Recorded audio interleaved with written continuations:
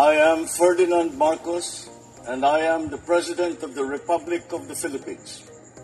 I stand today on behalf of 110 million Filipinos.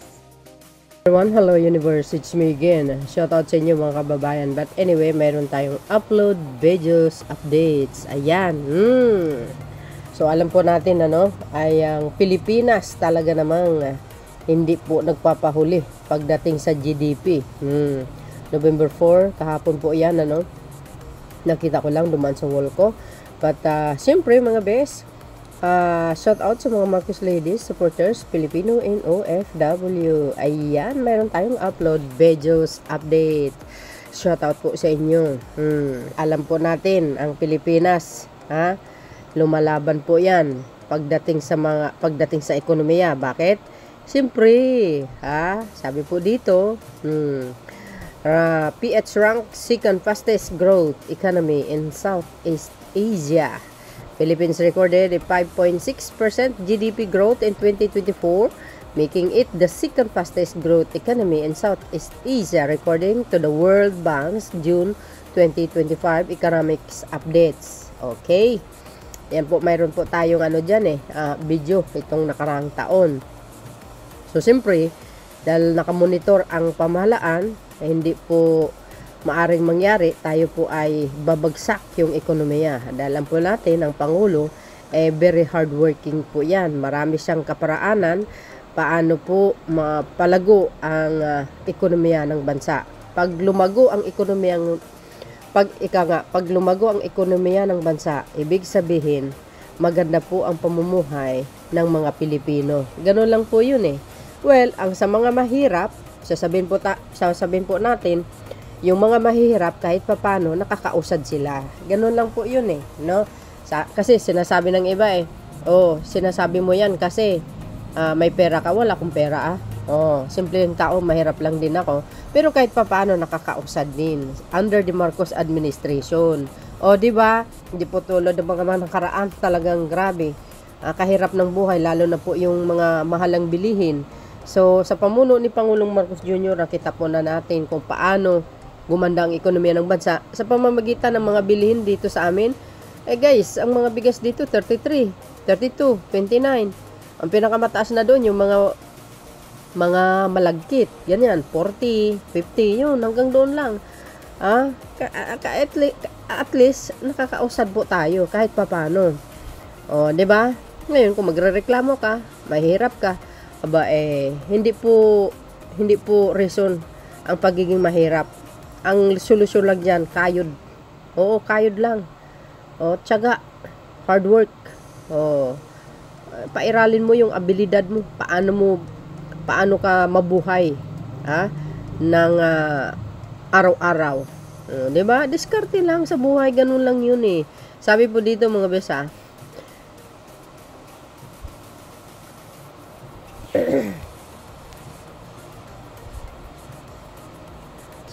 sabi po dito mga kababayan ng Unity in Diversity.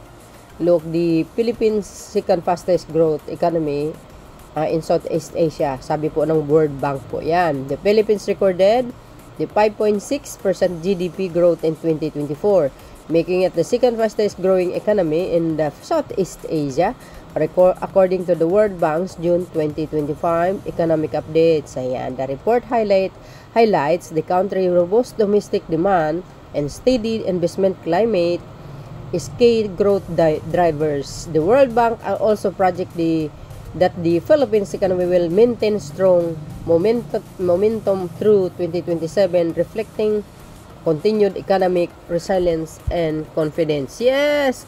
Kasi ang Pangulo po natin, very confident. Mamuno.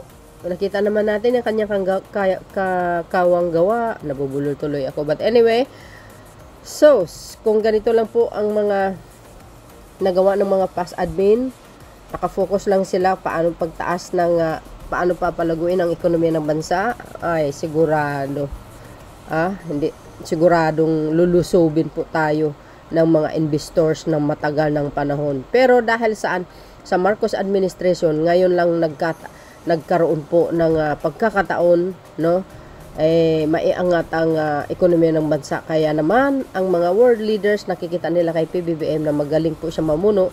Kaya ang mga investors talaga namang kusang pumunta at mag-courtesy call kay Pangulong Marcos Jr. Example na lang po yan ng Copenhagen Company, no? From Denmark. Biro mo, $3 billion ang i-invest niya sa offshore wind. Tapos yung katatapos lang ng South Koreang tawag dito APEC Summit, 50.7 billion another investment ng Samsung. What the heck? Ay di ba ganda po talaga ng nangyayari. Sabi nga natin, more blessings sa Marcos administration kasi once na maganda ang pamumuno at matino ang Pangulo, asahan niyo po ang paglago ng ekonomiya. Taliwas lang po doon sa mga naninira kasi inggit lang po yun. Di ba? Kasi mga pinuno nila noon na nakaupo sa Malacanang, pulpul, walang nagawa. Di ba? Bakit? Wala naman pag-asensyo ang bansa yung mga bilihin nga lalo na panahon ni Digo, Jesus Maria Joseph, mahal talaga grabe. So dahil dyan mga best, speaking of growth economy in Southeast Asia, second fastest, ang rangko natin, wow, 'di ba? Social 'yan. Eto pa. Sabi po ni Ari Roque, bagsak daw ang ekonomiya ng bansa. Talaga lang. Or sadyang paninira lang ng DDS. Ito. Ayan Anong sabi dito? Inflation rate, consumer price index to 2018. So ayan mga kababayan. Nakita nyo yan? Inflation rate. 'Di ba? Sosyalin.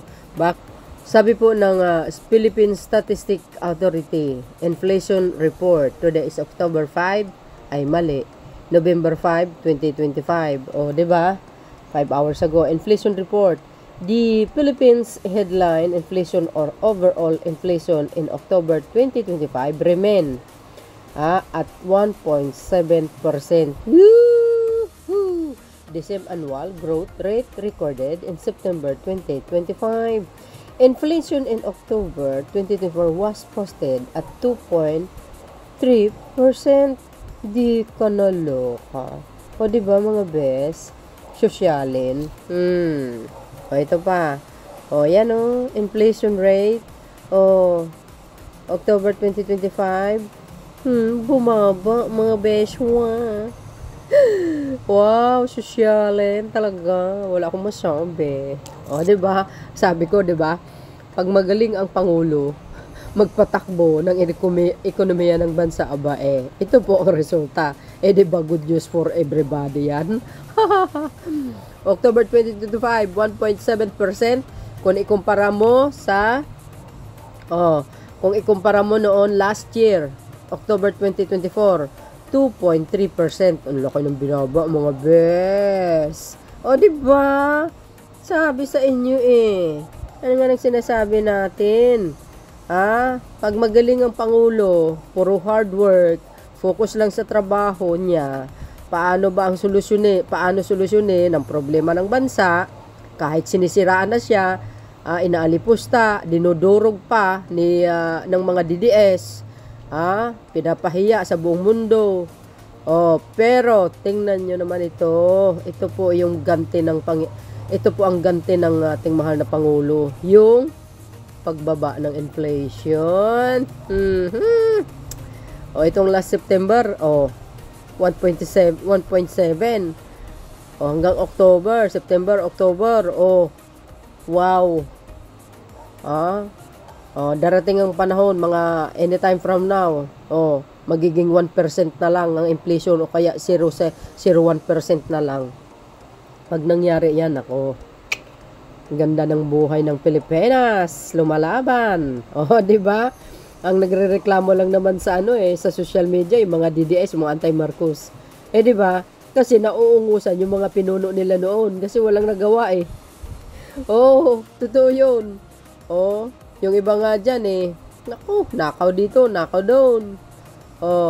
Bumaba biro nyo, September hanggang October, mula nung in-expose ni Pangulong Marcos Jr. yung korupsyon. Oh, di ba guys? Wow, sosyalin. Ako'y ano, tawag dito, masaya, syempre. Yung hindi masaya, yung mga DDS lang. Yung mga walang satisfaction sa sarili. Oh, yung mapurol ng utak, yung mga DDS yan. Walang ano yan guys eh. Wala silang kasayahan. Bakit kanyo? Mismo si Sara Duterte, wala naman achievement eh. Puro lakwat sa ang alam. Huwag yung sabihin hindi totoo.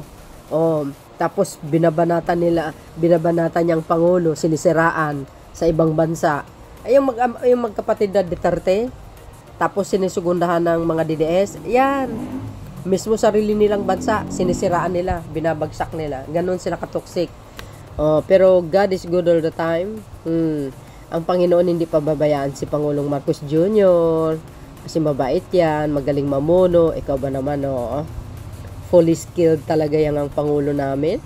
'Di ba? Walang nakakatalo sa kanyang pamamaraan, lalo na yung mga bilateral meeting niya sa iba't ibang bansa. Nako po, nagbunga po 'yon. Bilyon-bilyon mga investment ang pumapasok. Well, hindi ko naman sinasabi perfecto ang Pangulo sa kanyang pamumuno. Siyempre, marami ding mga, yung mga, 6 years lang, ibig sabihin, 6 years lang, hindi po kayang gawin ang bansang Pilipinas na number 1 sa buong mundo. Kasi 6 years lang ang mamuno eh. Subukan natin bigyan ng maraming term yan. Tingnan nyo. Matatalo po yung mga malalaking bansa. Sa galing ng Pangulo eh. Oo, totoo yun. Hindi man 100%, nagagampanan niya lahat. Kasi nga, maiksi ang 6 years. Pero kahit papano, nakikita natin yung kanyang galaw. Paano ba siya gumalaw at magtrabaho? 'Di ba? Ganun dapat ang isang pinuno or pangulo na iluklok mo sa Malacanang. O lahat ng mga bagay na dapat mahanap kung saan ba ang solusyon para mapaunlad ng bansang Pilipinas. Si PBBM, ang daming solusyon, ang daming technique, ang daming abilidad, ang daming skills, matalino. O, di ba? Maparaan. Ay, nako. Ewan ko na lang. Inggit na lang kayo talaga. Oo. So, yun mga best. Ang aking pinaka-latest updates, videos. Thank you for watching. See you again on my next upload. Don't forget to follow me, like, comment, and subscribe. Bye everyone. Baboos. God bless Philippines. There's more mga best.